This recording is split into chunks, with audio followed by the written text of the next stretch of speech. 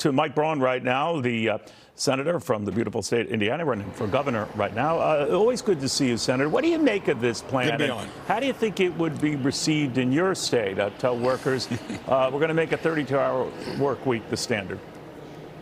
Well, I was just at that committee hearing not too long ago, and if you're wanting to take advice from a place like this that now's borrowing $1 trillion every 6 months, I'd say don't put much credence in the people that been committee chairs or running this place to take advice for Main Street. That would never work, Neil.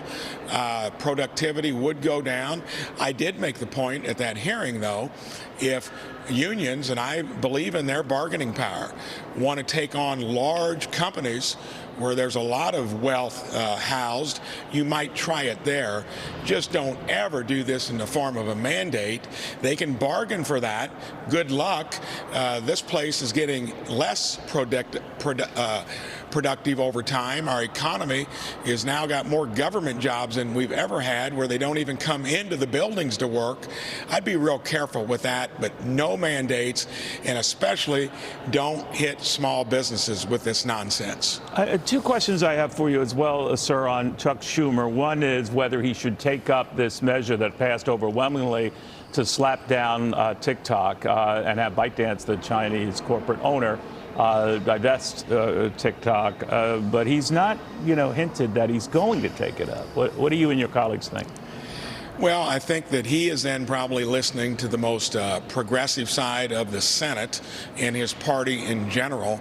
That was an overwhelming percentage over in the House, right, and that's about as bipartisan as you're going to see.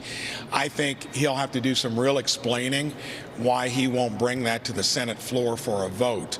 I think it then will flush out maybe some of the reasons that they think politically that it shouldn't be done. I can't see a good reason not to bring it to the floor. I'm torn between First Amendment civil liberties and national security on the other side. But when China forces all of their companies to interface with their intelligence agencies, I would not trust that a non-handshake business partner would do other than something nefarious if it continues as is.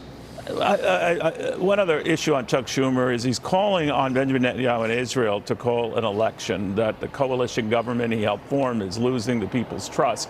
But he is an American senator making that plea to a sovereign foreign leader. What do you think of that? Well, I think that, again, is maybe getting into a bailiwick that you probably shouldn't, but I don't think it's going to resonate at all. Israel has never been more united on flushing out Hamas and doing it until they are taken out of the picture. There's no way that you can leave a vestige of that remaining, and I think that is agreed to in Israel across the political spectrum. What he'll have to contend with after that's done politically, that's another issue.